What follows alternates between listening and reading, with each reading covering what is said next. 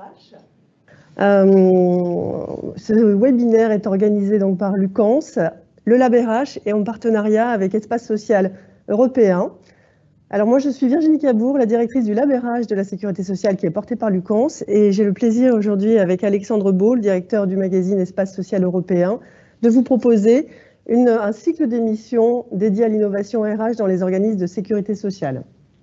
Après un premier dossier qui a été présenté au mois de mai par Espace Social Européen sur la thématique de l'innovation et plus spécifiquement du recrutement innovant dans les organismes, nous avons décidé de mettre en place des rendez-vous réguliers avec vous pour vous présenter justement les innovations locales sur le champ RH. Alors je laisse la parole à Alexandre Beau et Rénal Lemay, le directeur de Lucans. Merci Virginie. Bonjour à toutes et à tous. Comme vous l'avez parfaitement introduit dans cette émission, Espace Social Européen a traité ce sujet au mois de mai, mais ça fait presque 30 ans qu'Espace Social Européen, un peu plus de 30 ans que l'Espace Social Européen traite les sujets de fond de la sécurité sociale. La question des RH en est une et celle du recrutement en est encore plus une, je dirais. Pourquoi le recrutement? C'est un sujet sur lequel on a voulu s'attarder et on a travaillé avec Lucans là-dessus. Déjà pour deux choses. Un, l'ampleur. Quand on parle de la sécurité sociale, on parle de plus de 10 000 recrues par an, ce qui en ferait le troisième employeur en termes de volume en France, qui est quand même assez conséquent forcément. Et le deuxième aspect, c'est aussi par rapport aux défis. Les défis du recrutement à la sein de la sécurité sociale sont des défis qui sont, je dirais, très contemporains, qui sont propres à toutes les entreprises de services, qu'elles soient privées ou publiques, à savoir la mutation des emplois, des postes, la technicité, évidemment les changements organisationnels. On en a beaucoup parlé récemment avec le télétravail qui s'est imposé à tous, mais le télétravail tel que nous pratiquons aujourd'hui, Virginie, on ne l'anticipait pas avant 2025, 2030 dans le meilleur des cas, dans le public comme dans le privé. Donc tout ça est un petit peu bousculant. Et forcément, quand on parle de sécu, on parle de deux choses. On parle de l'attachement des Français à savoir sécu. Et avec le petit paradoxe, c'est que certes, ils sont très attachés à la sécu, mais ils n'ont pas toujours une grande image de la marque employeur, de dynamisme, de souplesse, d'attractivité. Et ce qu'on a voulu voir, et ce qu'on va aborder, je pense, dans cette émission avec vous et nos participants, c'est qu'on peut tordre un peu le cou à ces images, à ces idées un peu préconçues, et que les choses bougent sur le terrain. Donc, si vous êtes d'accord, Virginie, c'est ce qu'on s'était dit, c'est qu'on va donner la parole à différents acteurs au sein du réseau, un par branche, et on va aller un peu partout en France, parce que c'est bien d'aller faire un peu le tour de la France. Mais avant de rentrer dans le vif du sujet et leur donner la parole à ces acteurs de terrain, nous avons le plaisir d'avoir Rénal Lemay, directeur de Lucans, qui va introduire ce premier webinaire. Est-ce que Rénal m'entend?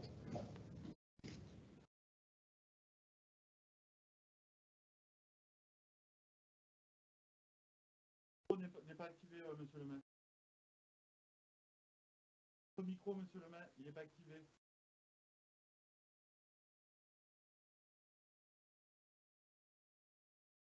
Votre micro n'est pas activé, monsieur le maire.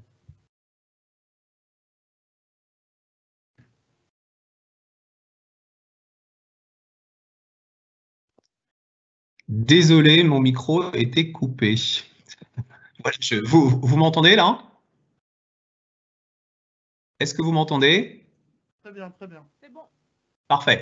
Bien. Bon, bonjour Virginie, bonjour Alexandre. Et puis merci à Espace Social Européen de s'associer à cette série de webinaires.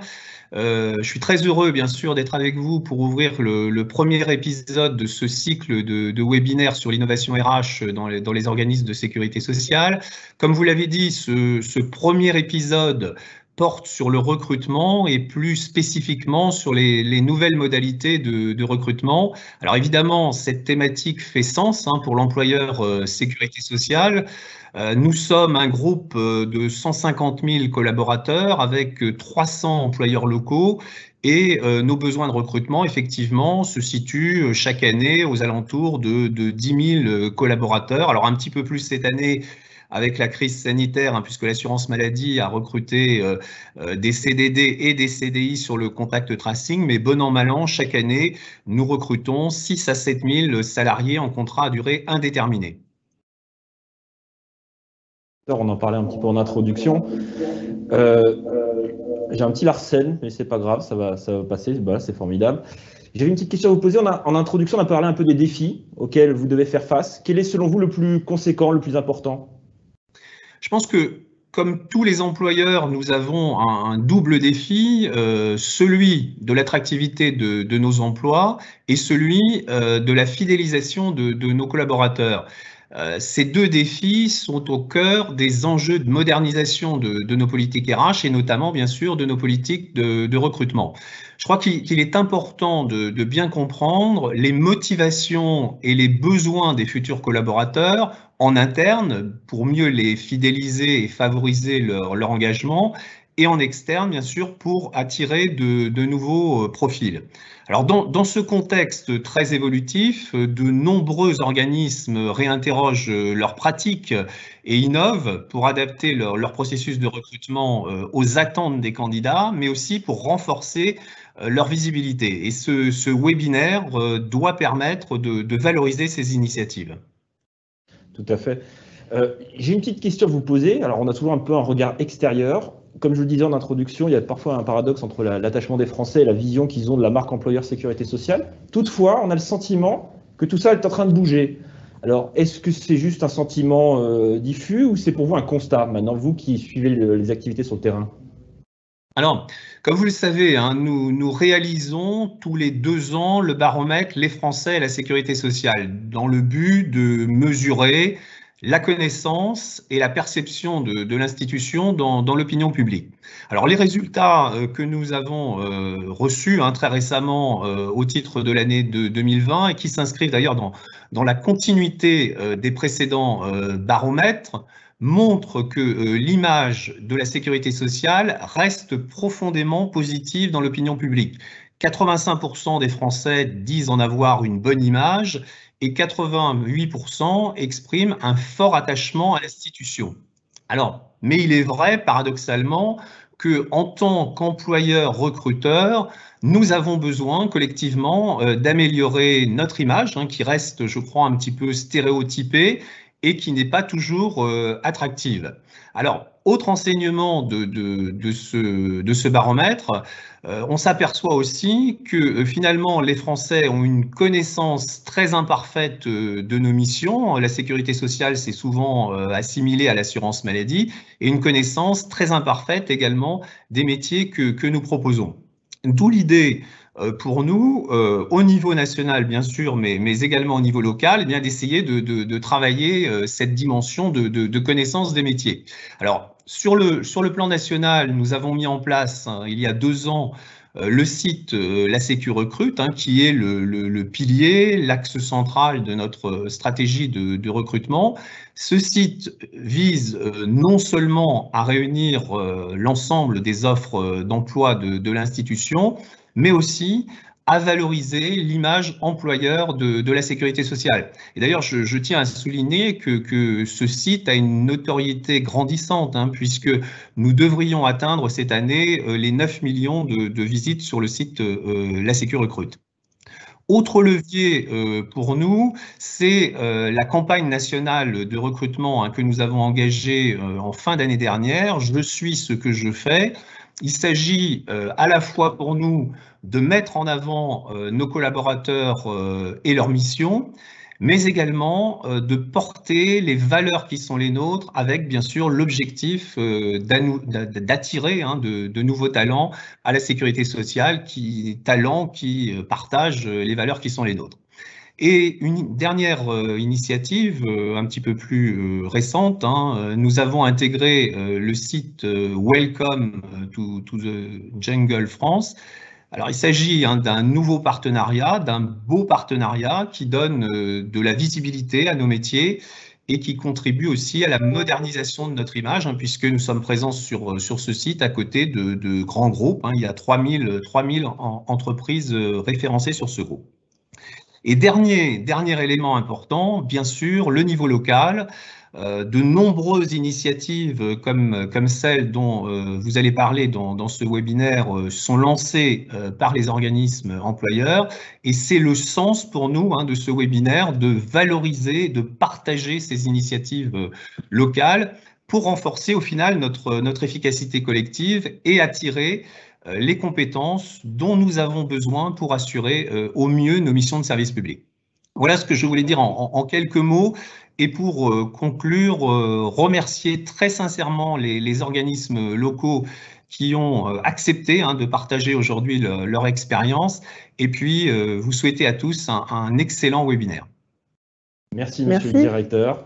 Merci parce que vous nous avez donné un bon cadre un petit peu de discussion et d'échange avec nos interlocuteurs, avec Virginie et évidemment les acteurs dans les caisses qui vont prendre la parole dans incessamment sous peu. Et vous avez dit l'image de la Sécu bouge doucement, sûrement, et c'est aussi un peu grâce à des actions de terrain. Et ça, c'est une bonne chose. Mais avant de leur donner la parole, Virginie, juste une question un peu simple parce que j'ai introduit l'espace social européen, mais je n'ai pas complètement introduit le Lab RH. Alors Virginie, c'est quoi le Lab RH? Alors le Lab RH, c'est un lab d'innovation qui a été mis en place en 2018 pour accompagner en fait les transformations managériales et RH dans les organismes.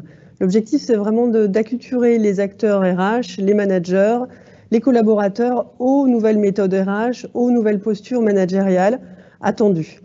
C'est aussi partager justement les bonnes pratiques locales, les innovations et surtout essayer de diffuser et s'aimer l'innovation au sein des réseaux. Voilà, donc on a une offre de service principale qui est articulée autour d'un appel à projet annuel où finalement on propose à des organismes du réseau de les accompagner sur des thématiques d'actualité, comme en 2019 sur la thématique du recrutement. Cette année, nous travaillons sur les organisations de travail post-Covid, voilà, avec des techniques et des méthodes innovantes qui favorisent l'innovation, l'idéation et qui finalement permet aussi de trouver des solutions plus en adéquation avec les besoins et les attentes actuelles. Vous avez à peu près 4 ans d'existence, de mémoire, si je ne dis pas de bêtises. Maintenant que vous avez un peu de recul sur tout ça, est-ce que vous avez l'impression, le sentiment que la volonté d'innover, d'être un petit peu disruptif, maintenant ça fait partie de l'ADN des réseaux de la sécurité sociale? Oui, mais l'innovation au sein de la sécurité sociale n'est pas nouvelle. On peut reprendre notamment des innovations sur le champ de la qualité de service à l'usager. On reprendra l'exemple de la carte vitale, qui est une innovation qui date des années 90, 98 de mémoire. Plus récemment, on a tous les téléservices, toutes les offres de services en ligne mises en place qui démontrent que l'on est innovant. Alors, il est vrai que sur le champ RH et managérial, c'est plus récent. Pour autant, et on le voit avec la crise sanitaire, les organismes ont su se réinterroger, trouver des solutions innovantes à la fois pour engager les collaborateurs, recruter, comme nous le verrons avec la CEPAM des Bouches-du-Rhône, en un temps très court, un volume important de candidats. Donc oui, l'innovation RH et managériale, elle est y compris comme l'innovation globale dans l'ADN des organismes et depuis déjà quelques temps. On va le voir aujourd'hui justement sur la thématique du recrutement, Virginie. Mais une question que je vous posais justement par rapport à cette thématique du recrutement, on a parfois l'image qu'il y avait une certaine homogénéité des pratiques quand vous avez abordé cette question en 2019, si je ne dis pas de bêtises. Qu'est-ce que vous constatiez? C'était tout le monde faisait à peu près pareil? C'était des logiques assez verticales ou c'était quand même plus hétérogène qu'on peut le penser? Alors, effectivement, on avait observé au niveau du lab une certaine homogénéité des pratiques dans les organismes et puis aussi des circuits de recrutement encore assez traditionnels qui finalement ne répondaient pas tout à fait aux attentes, aux enjeux des organismes en local. Et puis aujourd'hui, enfin depuis, on peut le dire que les organismes sont tout de même plus sur la pointe d'innovation et réfléchissent différemment. Ils se sont rendus compte qu'ils pouvaient, à travers un processus de recrutement, travailler leur marque employeur, améliorer leur visibilité, leur attractivité, revoir également avec des collaborateurs des processus de recrutement pour finalement intégrer les collaborateurs au processus de sélection et du coup réengager les collaborateurs et puis peut-être aussi sécuriser un peu plus un processus avec des candidats qui répondaient plus aux adéquations et aux attentes du collectif de travail. Voilà. Pour d'autres, comme on l'a dit, c'était aussi innover pour recruter rapidement sur un court terme. Donc voilà, on a des exemples d'innovation qui montrent qu'effectivement, aujourd'hui, il y a des réflexions et c'est vraiment en fonction d'un contexte local d'organismes que c'est revisité. En 2019, vous aviez reçu à peu près combien d'appels de projets Alors, on avait reçu beaucoup de candidatures parce que, effectivement, l'enjeu du recrutement est un enjeu d'importance pour nos organismes de sécurité sociale. Pour autant, tous les ans, le Lab accompagne 4 à 5 organismes sur une durée longue, sur une année, avec des techniques inspirées du design thinking. On les suit, on réfléchit avec eux, donc on ne peut pas retenir plus de candidatures que ça. D'accord. Il y a un aspect, parce qu'on va en parler, forcément, on va rentrer dans le vif du sujet, on va donner la parole aux acteurs dans les caisses, la question du local. Alors, est-ce que c'est un facteur qui joue ou pas, le local, quand on parle de recrutement, ou on est vraiment sûr que ce soit, je ne sais pas, à Sedan ou à Bayonne, la logique c'est la même et il n'y a pas de particularisme, entre guillemets. C'est ce que je disais juste avant, c'est qu'effectivement aujourd'hui, il y a une vraie prise de conscience et des besoins en local. Attirer quelque part un candidat, repérer un candidat à l'embauche, c'est vraiment un processus pluriel et hétérogène qui répond à des problématiques locales. Et on retrouve de l'innovation sur tous les territoires, dans tous les organismes. D'ailleurs, je vous invite à aller sur le site du LabRH. Alors, on pourra rappeler en tout cas l'adresse du site. Et sur la cartographie des innovations en RH, vous allez retrouver toute une série de solutions innovantes qui répondent à des problématiques locales de recrutement. Oui, j'invite tous nos spectateurs à aller voir sur la cartographie parce qu'elle est assez bluffante et c'est là qu'on voit que la volonté d'innover, elle n'est pas circonscrite à quelques grandes caisses de sécurité sociale, mais elle est partout. Et ce sont des projets qui ont évidemment parfois pas la même ampleur, mais qui en tout cas sont très passionnants et qui bougent un petit peu les lignes. Merci Virginie. On va maintenant un petit peu passer sur la deuxième séquence de ce webinaire et donc aborder bientôt le vif du sujet, aller rentrer dans le cœur du sujet, parler avec les acteurs dans les réseaux. Et on s'est posé une question avec Virginie, comment aborder tout ça? Donc, parce que le recrutement, on a vu, c'est un sujet un peu maousse, un peu large. Donc, on a déterminé 3 angles, 3 initiatives, 3 projets, 3 types de projets qu'il fallait mettre un petit peu en valeur. Ça ne veut pas dire que les autres ne valent pas le coup, évidemment, au contraire, mais en tout cas, ceux-là, on les a déterminés comme étant assez pertinents pour cette première émission. On va aborder la question de la qualité de vie au travail, excusez-moi. On va aborder aussi la question forcément du recrutement avec les pairs, c'est une méthodologie qui commence à s'imprégner de plus en plus. Et enfin, l'emploi de la vidéo comme un outil principal dans le processus de recrutement. Et vous allez voir, au travers des 4 caisses que nous avons retenues pour cette édition, on aurait pu en avoir encore plus, mais là, on aurait fait une émission de 4 heures, de moyens d'envie et de volonté dans le réseau de bouger. Et bien, à chaque fois, ils ont su utiliser ces leviers pour pouvoir un petit peu moderniser, dépoussiérer leur façon de faire. Et c'est très, très intéressant et très pertinent. À tout seigneur, tout honneur, on va commencer par qualité de vie au travail, parce qu'il fait beau, que c'est sympa et que c'est quand même un sujet très positif. Et c'est un sujet très contemporain, Virginie, je pense que vous êtes d'accord avec moi là-dessus.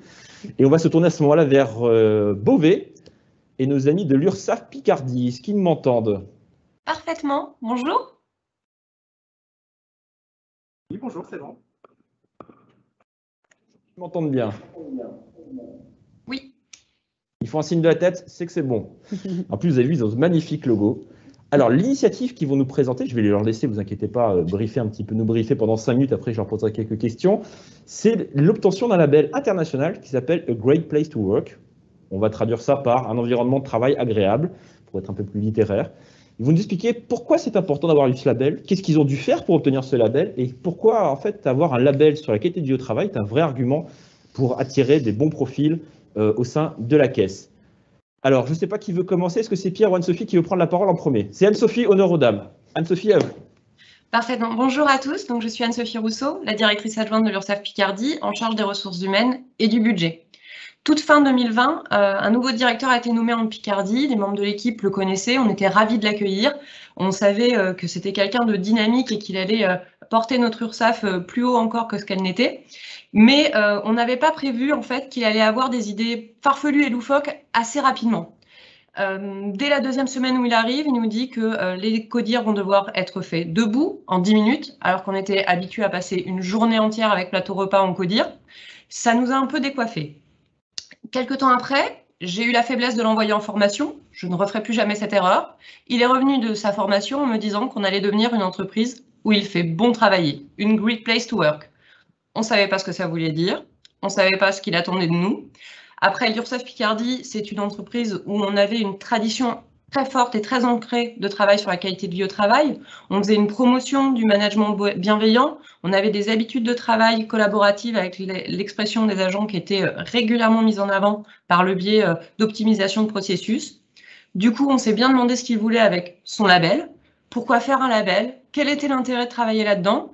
Et puis, on a quand même rappelé qu'on avait un CPG à décliner, on avait des chantiers en cours, on travaillait, l'URSSAF, c'est quand même très sérieux. Je vais le laisser désormais vous expliquer pourquoi il a voulu faire ce projet. Bonjour à toutes et à tous. Pierre, c'est à vous.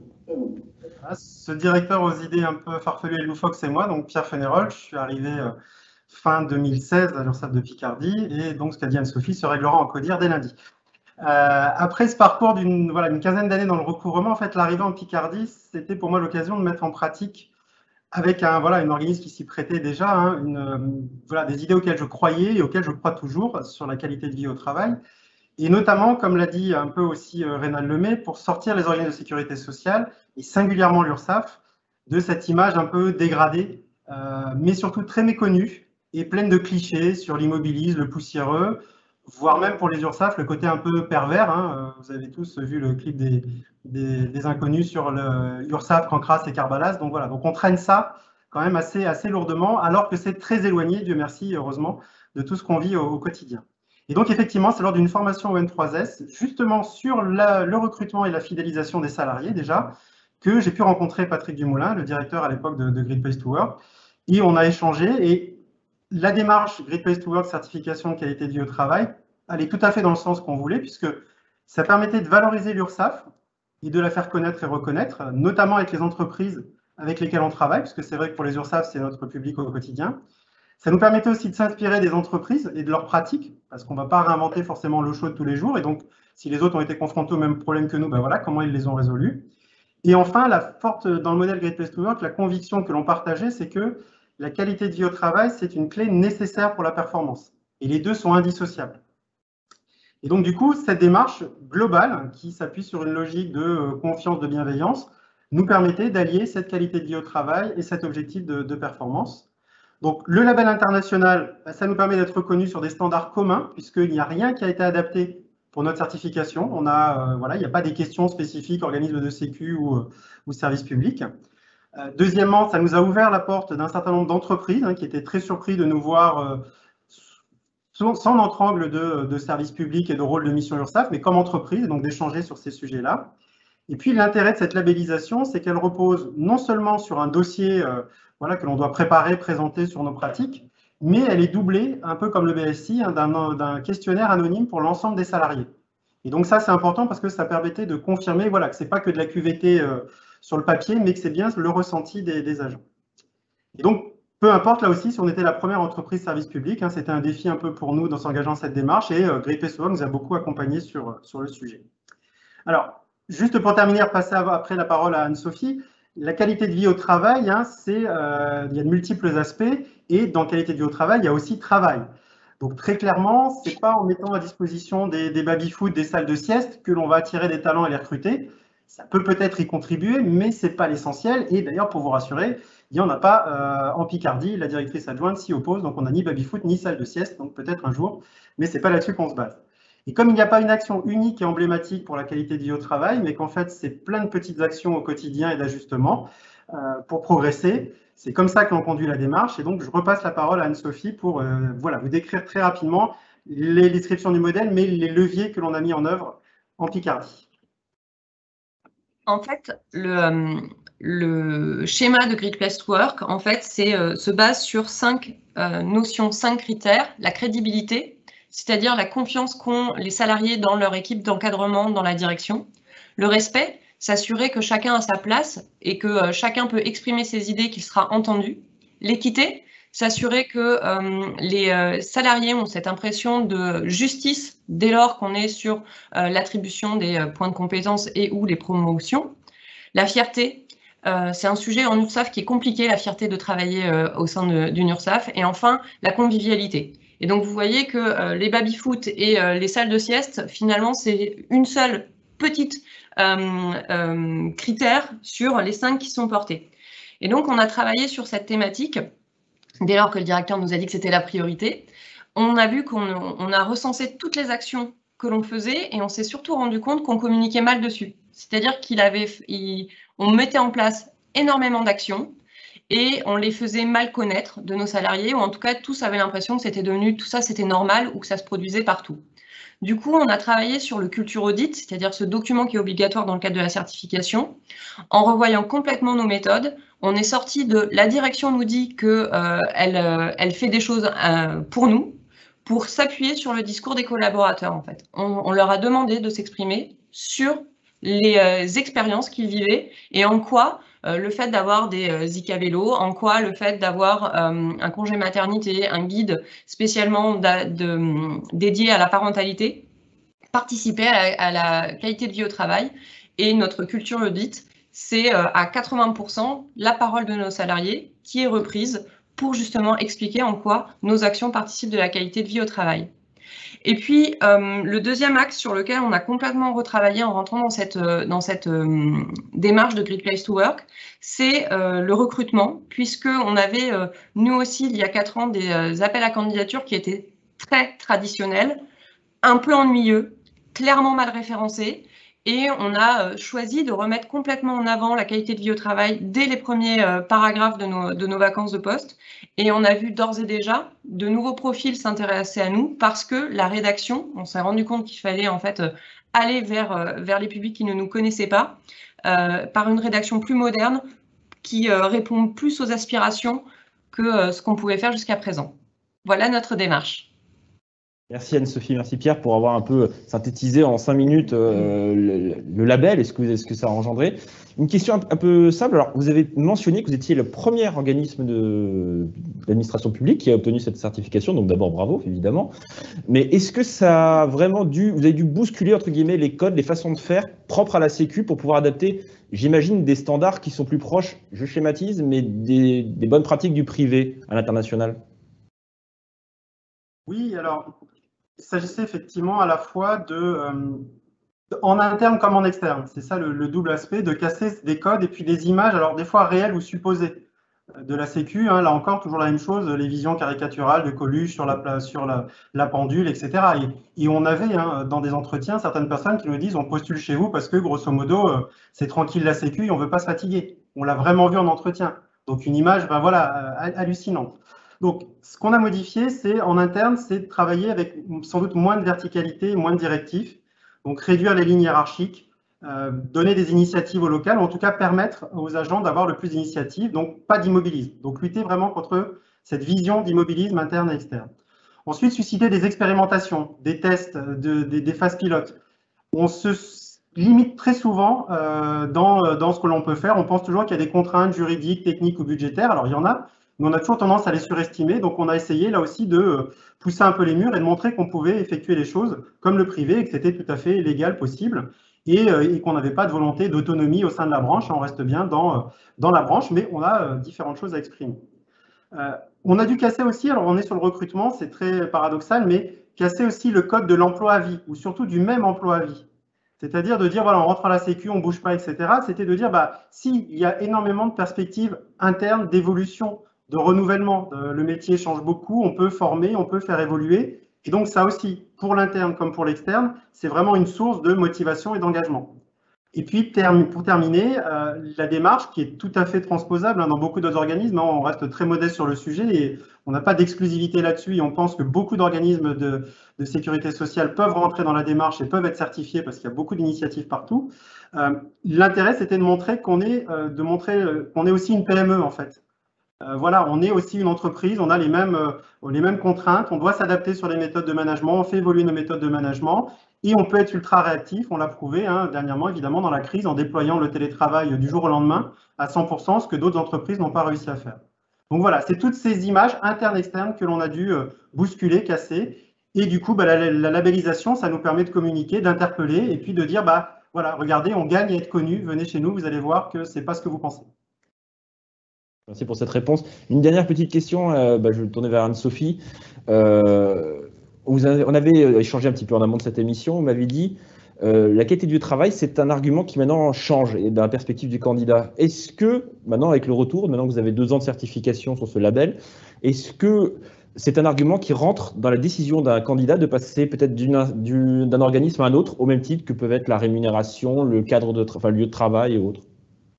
Ce qui est certain, c'est que c'est un argument en tant qu'employeur sur le marché de l'emploi actuellement. J'ai 2 exemples en tête. J'ai une toute jeune collaboratrice de 22 ans qui nous a rejoint en fin d'année dernière.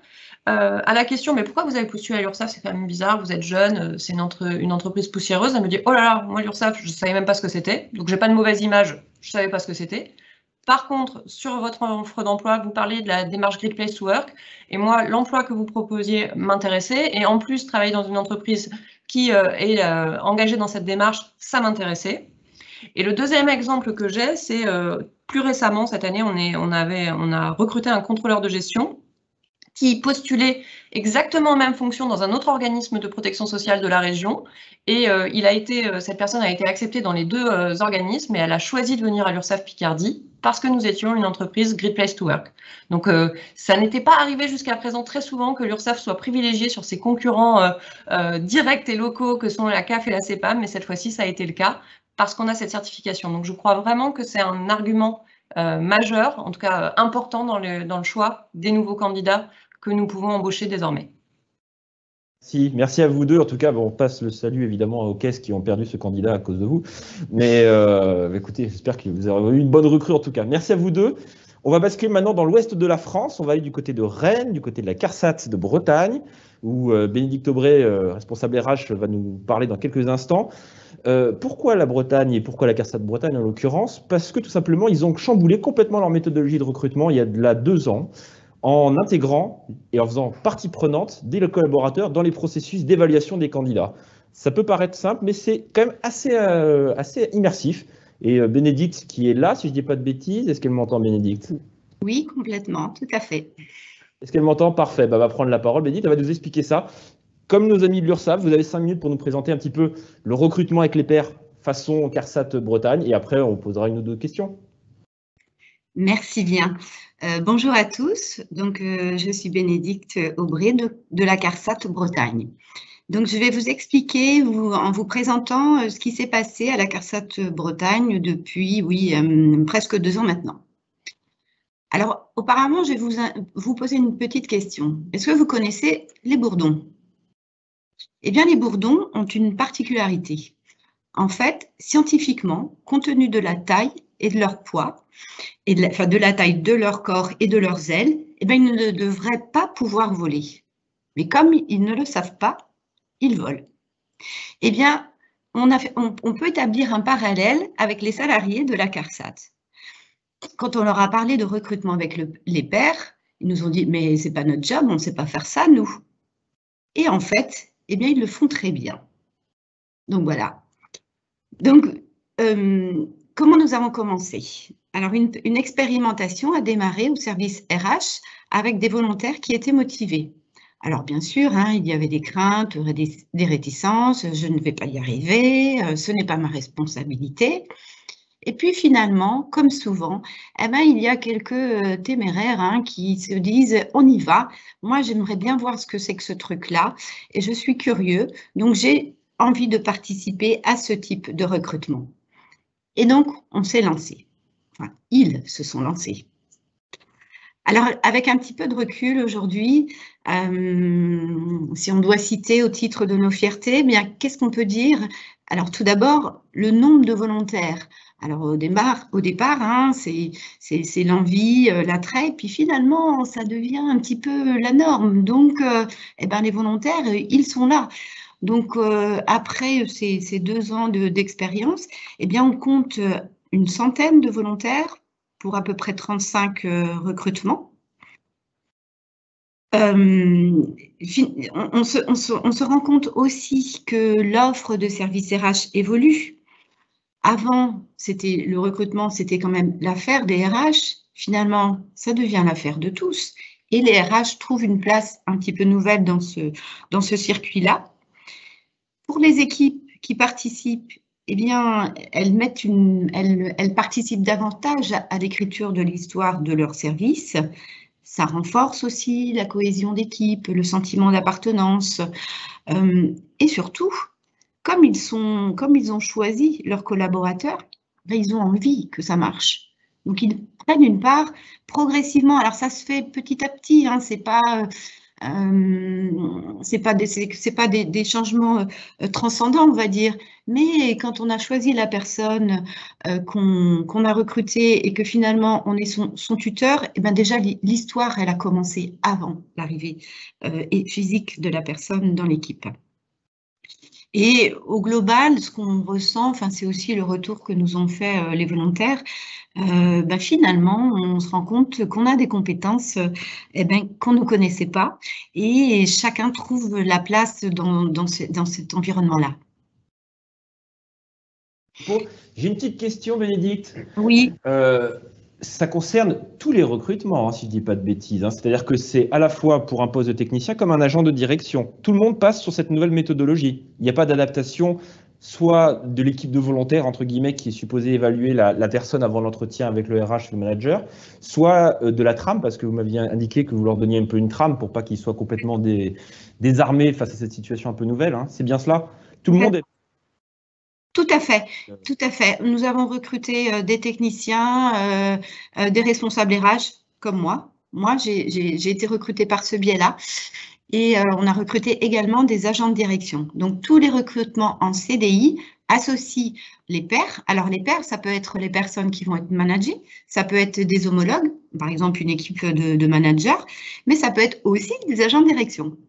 Et ça a été le cas. Voilà, donc parfois, quand on parle de recrutement des pairs, ça va être que les managers, mais si on recrute un manager d'un responsable d'agence, par exemple, vous allez avoir, les pairs seront, une première équipe de pairs sera constituée des personnes managées, mais aussi des autres responsables managers d'agences, d'autres agences de la CARSAT. Donc oui, ça concerne tous les recrutements en CDI. Et j'ai une deuxième question à vous poser. Est-ce que vous remarquez qu'entre l'avis de cette équipe de volontaires et l'avis que vous faites, vous, les RH, avec le manager qui est en charge de ce recrutement, est-ce que globalement, vous vous rejoignez plutôt ou il y a quand même beaucoup de disparités? Alors, en fait, j'ai envie de dire, ça dépend du type de poste. Là où on a eu plus de surprises, c'est quand on pouvait être sur des postes un peu spécifiques. Mais avec du recul, c'est pas du tout surprenant parce que les postes spécifiques, bien justement, de qui sont-ils les mieux connus? Ils sont mieux connus par les personnes qui sont au plus proches de ce poste-là. Mais globalement, quand il y est arrivé qu'il y ait des divergences, il y a toujours, et c'est un point sur lequel on insiste beaucoup, il y a toujours un temps de débrief à l'issue de la phase de recrutement, donc qui associe différentes choses, hein, du tri du CV à la rencontre équipe, puis avec un entretien, avec un manager. Après, il y a toujours un débrief avec l'équipe pour dire, voilà, à l'issue de la phase de recrutement, en prenant en compte tous les éléments, les avis des uns et des autres, voici la proposition qui va être faite. Et pour quelles raisons? Et parfois, on n'est pas tout à fait d'accord. Parfois, il n'y a pas toujours exactement consensus, mais souvent, ça a joué sur une histoire de place. L'équipe met tel candidat en premier, l'autre en deuxième, et le classement qui résulte de l'entretien RH manager, ça va être l'inverse. Mais ça n'a jamais été ça n'a pas posé de difficulté. Merci beaucoup, Bénédicte. Alors, on retiendra les bourdons, les abeilles et la ruche de la CARSAT de Bretagne aussi. Alors, exactement. Si la branche vieillesse maintenant se met au miel, on peut y arriver. Je pense qu'on peut diversifier l'émission. Merci beaucoup, en tout cas. Oui. Et à très bientôt. On va maintenant passer sur notre troisième sujet, enfin notre troisième angle de cette typologie de recrutement. On va parler du recrutement par le biais de la vidéo. Alors, c'est quelque chose qui est assez récent, un petit peu au sein de la sécurité sociale, mais même globalement dans le marché du travail, et qui s'est un peu imposé, notamment parce que de nouvelles missions, d'un nouveau contexte, ont émergé ces derniers mois. On va commencer tout de suite en descendant complètement dans le sud, on va aller du côté de Marseille, du côté de la CEPAM des Bouches-du-Rhône, qui, dans le cadre de l'installation des cellules de contact tracing qui ont eu lieu en mai 2020, ont dû, en quelques jours, même 2 semaines au maximum, mettre en place des équipes et recruter massivement des collaborateurs pour pouvoir suivre et accompagner les personnes fragilisées pendant la crise sanitaire, notamment à la sortie du premier confinement. Et on va rejoindre, je ne sais pas s'il nous entend, Hervé Planas, directeur RH. Bonjour, oui, je vous entends très bien. Il est là, il est formidable. Écoutez, Hervé, en plus, je l'ai déjà dit à chaque fois que je l'ai au téléphone ou par visio, il fait beau, il fait toujours beau, donc c'est bien. Donc Hervé, the floor is yours, comme on dit en anglais, c'est à vous. Expliquez-nous un petit peu comment vous avez dû procéder.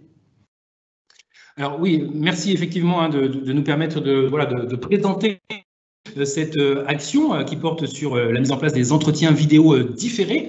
Alors tout d'abord, quelques éléments de contexte, puisqu'on se situe effectivement à la fin du premier confinement, donc au mois de mai, avec sans doute une nécessité de remettre en route un certain nombre de processus RH comme nos recrutements, dans un contexte sanitaire encore particulier. dans lequel il ne nous paraissait pas très opportun de générer des flux importants de visiteurs sur nos différents sites. Et puis la mission de contact tracing qui a été confiée à l'assurance maladie par les pouvoirs publics, qui devait se mettre en place très rapidement de manière à pouvoir contribuer à gérer cette sortie de confinement. Ce qui a nécessité effectivement le recrutement d'un nombre très significatif de contrats à durée déterminée. Pour vous donner un ordre d'idée, aujourd'hui ce sont entre 160 et 170 CDD à la caisse primaire qui sont affectés sur ces plateformes de contact tracing. Alors, la vidéo, est-ce que c'est un média particulièrement innovant? Clairement pas. On ne peut pas dire que la vidéo en soi, en tout cas, soit révolutionnaire. D'ailleurs, je vois le nombre de participants qui chute dangereusement. En revanche, l'utiliser dans le cadre d'un process de recrutement, là, ça l'est déjà un peu plus innovant. Et tout le mérite en revient à Lucans, puisqu'en fait, on se sert d'une des fonctionnalités du site La Sécu Recrute pour pouvoir justement demander donc aux candidats de nous adresser ces vidéos réalisées par leurs soins en différé. Alors très concrètement, comment ça se passe? Lorsque l'on reçoit un CV, une lettre de motivation d'un des candidats sur l'AVP de CDD Contact Tracing, on accuse réception de ce dossier de candidature et on leur demande en retour de nous transmettre une vidéo qu'ils vont réaliser, une vidéo de 2 minutes, 2 minutes 30, qui est articulée autour d'un certain nombre de questions, qu'on leur soumet, de se présenter, de nous dire pourquoi ils ont candidaté sur ce poste, qu'est-ce qu'ils ont compris du poste, de nous faire part d'une expérience professionnelle. Et d'ores et déjà, à ce stade, ce qui nous paraît intéressant, c'est que d'une part, déjà, on a une démarche plus proactive, nous, employeurs, vers le candidat. C'est-à-dire qu'on revient vers lui une première fois lorsqu'il nous a adressé sa lettre de motivation et son CV.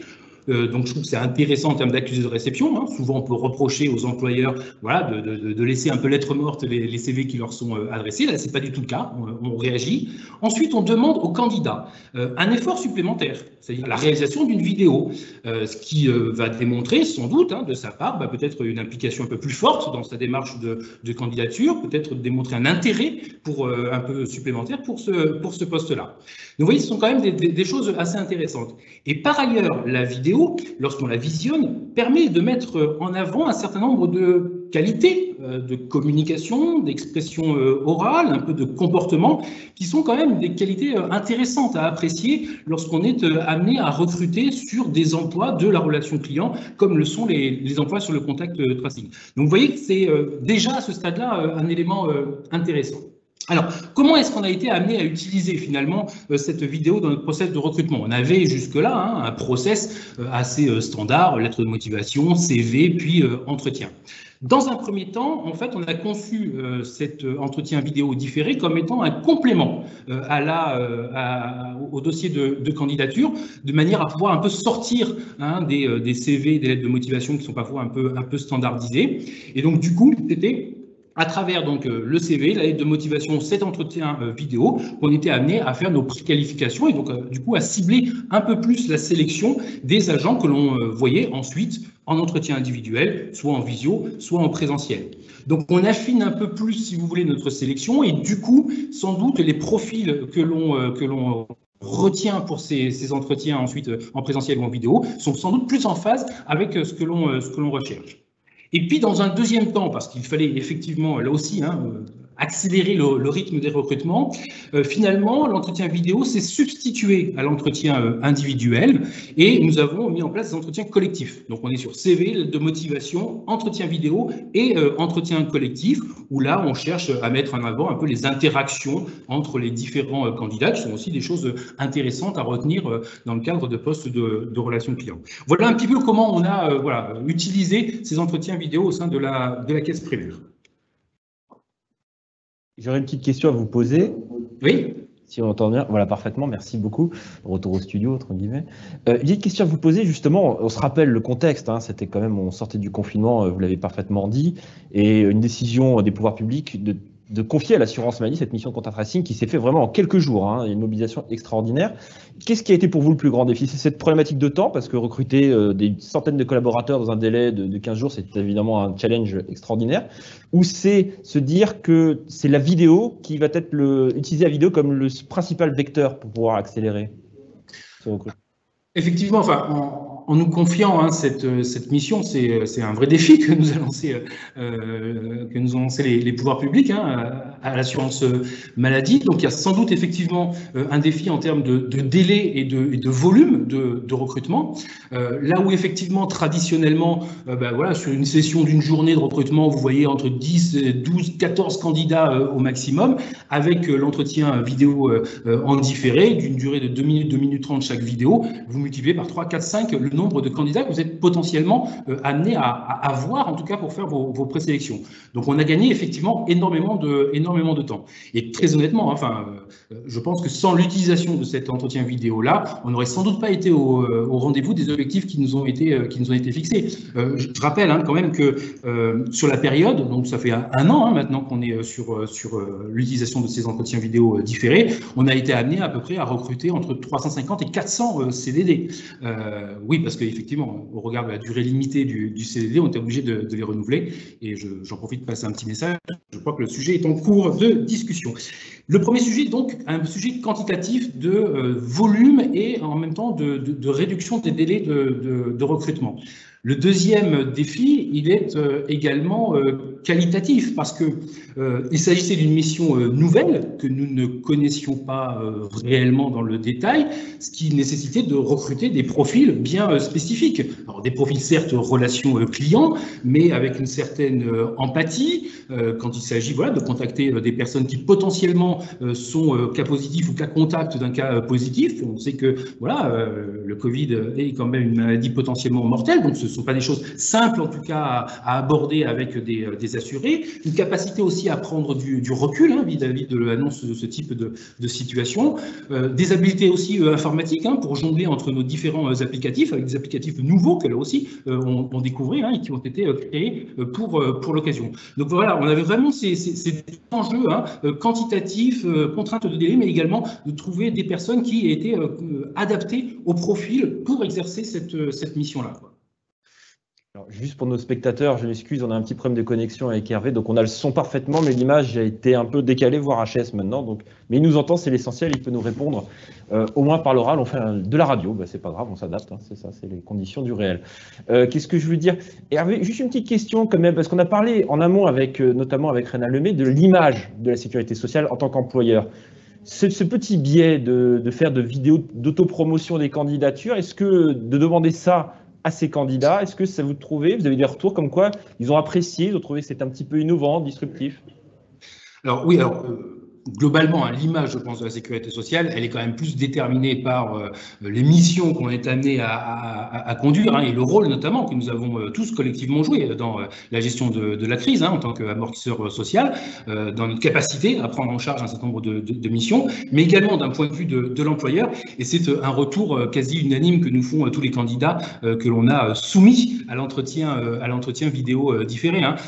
Voilà, nous, on est toujours très attachés à avoir un petit retour du candidat sur son expérience vécue lors du process de recrutement, et c'est systématiquement quelque chose qui est mis en avant. Hein. La vidéo n'est pas encore quelque chose de très utilisé, très répandu dans les process de recrutement, et de suite ça dégage effectivement une image de modernité, d'innovation. C'est plutôt plaisant à faire par les candidats, puisqu'ils peuvent s'y entraîner 10, 15, 20 fois s'ils le souhaitent, ils peuvent préparer, etc. Donc c'est plutôt quand même une expérience qui est fortement appréciée.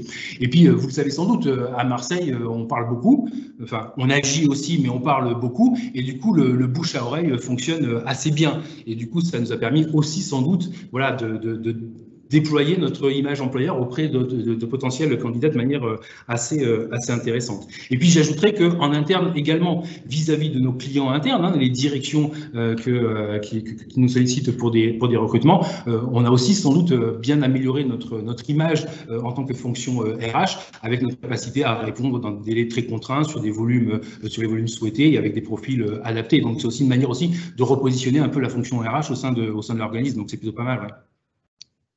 Merci beaucoup Hervé. Alors, on s'excuse encore pour les soucis techniques. Bon, ça arrive, c'est les aléas du direct. En tout cas, merci beaucoup pour cette intervention et bravo à la CPAM de Marseille pour cette initiative qui a porté ses fruits. On va remonter un peu dans le nord. Alors, on a aimé le soleil, mais il y aura quand même du soleil. On va aller du côté de Tours, on va aller à la cave de Touraine. On parlait de nouvelles missions. Les CAF se sont vus confier une mission l'année dernière nouvelle, qui était intégrée dans la loi de financement de la sécurité sociale de 2019, celle du rôle d'intermédiation pour trouver les pensions alimentaires. On sait que c'est une mission compliquée, nouvelle, qui a demandé aux différentes CAF de se staffer en conséquence et surtout de trouver des profils de candidats un petit peu différents de ce qu'ils avaient actuellement directement en tant qu'employés dans les caisses. On va en parler avec Frédéric Besselance, excusez-moi Frédéric, qui est directeur adjoint de la CAF de Touraine. Est-ce qu'il m'entend, Frédéric? Parfaitement. Il m'entend, c'est super. Eh ben, écoutez, en plus, on a la vidéo, c'est tant mieux. Frédéric, expliquez-nous un petit peu comment vous avez procédé pour ces recrutements. Oui, bonjour à tous.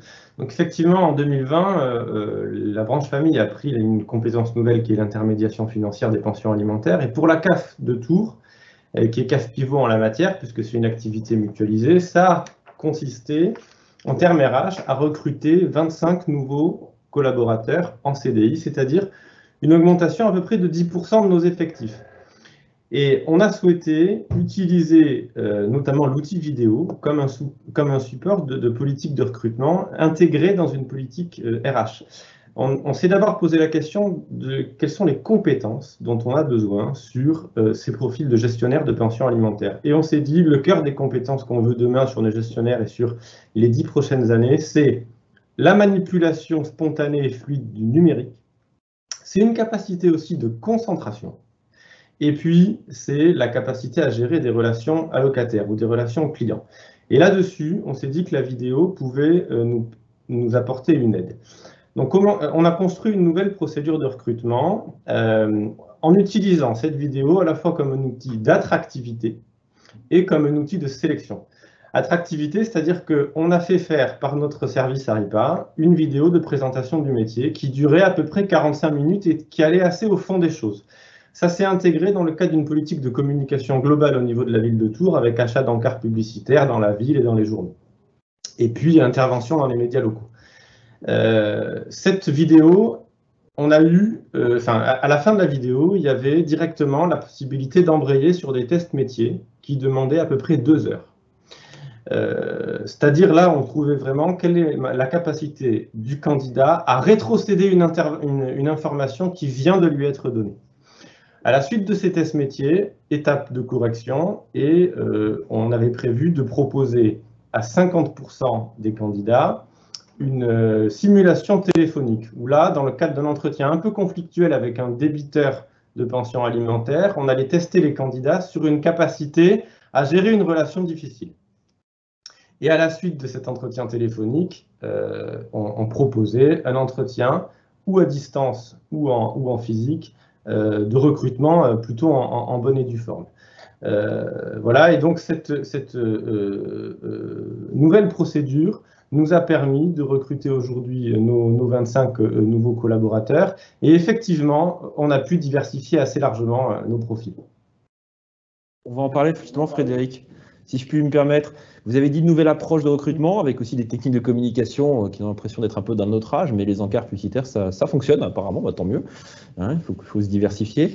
Nouvelle mission pour les CAF, nouveaux profils qui sont arrivés. Vous m'aviez dit en amont que vous voyez arriver des candidatures que vous ne voyiez pas précédemment arriver. Oui, on a vu arriver effectivement des candidats qui avaient 10 à 15 ans d'expérience dans le secteur tertiaire, c'est-à-dire dans la vente, dans l'habillement, dans le commerce, dans l'hôtellerie-restauration. Et c'est des candidats qui nous ont apporté, je dirais, un surcroît de dynamisme, un côté aussi débrouillard, c'est-à-dire c'est des gens qui sont habitués à gérer des problèmes et à gérer des imprévus et qui ne se retournent pas vers leur manager dès lors qu'il y a quelque chose qui sort du cadre, qui savent faire ça. Et puis qui ont évidemment une tournure relation client très développée et qui correspond à la fois sur les métiers de gestion des pensions alimentaires et puis sur les métiers de production, quels qu'ils soient de toute façon, à la sécurité sociale, qui correspondent aujourd'hui à nos attentes. Et qu'est-ce que je veux dire? Est-ce que justement ces profils-là, un petit peu diversifiés, comme vous le dites, avec un peu plus d'expérience, qui aussi ne vont peut-être pas forcément s'inscrire sur 20-30 ans à la sécurité sociale, mais sur des missions de 5-10 ans, est-ce que vous pensez que ce sont ces types de profils qui, demain, vont faire peut-être la majorité des recrutements sur des missions, notamment des missions où on a besoin d'aller, je dirais, appuyer sur le recours au service de la CAF? Alors la majorité, je ne sais pas, mais en tout cas, c'est une diversification qui est bienvenue et qui correspond à l'évolution de nos métiers.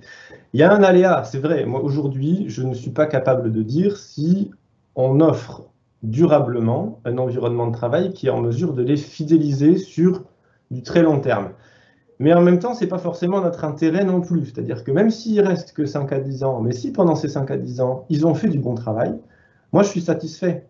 Voilà, donc ça me va bien. Je rajoute aussi que cette procédure de recrutement nous a quand même permis d'identifier le fait que l'employeur sécurité sociale, CAF, est attractif aujourd'hui pour y compris des profils de ce type-là. Qu'est-ce que eux viennent chercher?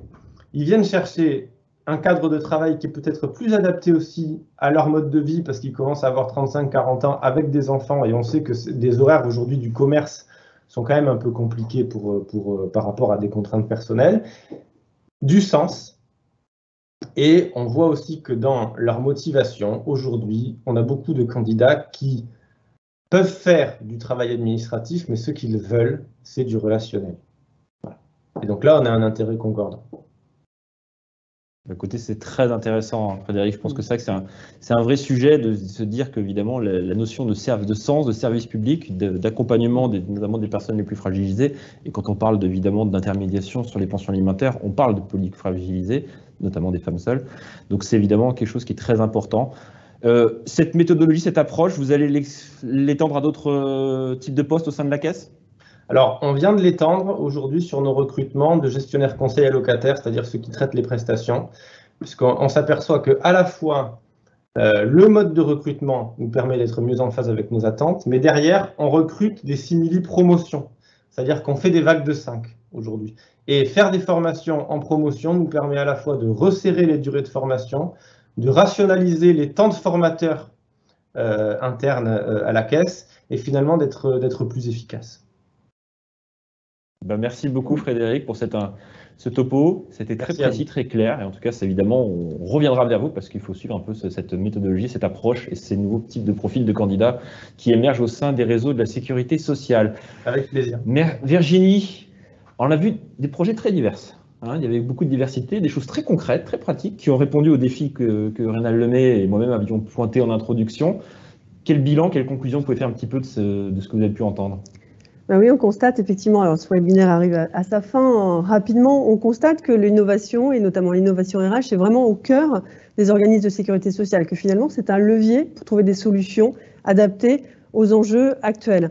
On a vu 4 exemples ce matin, pour autant on en a d'autres et qu'on retrouve, comme je vous le disais, à la fois sur le site de la cartographie des innovations, sur le site du LabRH, également dans l'article d'Espace Social européen du mois de mai. Voilà, donc vous pourrez les consulter et verrez effectivement que les organismes de sécurité sociale n'ont pas moins de capacité d'innovation que les autres entreprises privées plus traditionnelles. Bien au contraire, on innove, et ils sont créatifs pour répondre à nos enjeux. Voilà, donc on va devoir rendre l'antenne.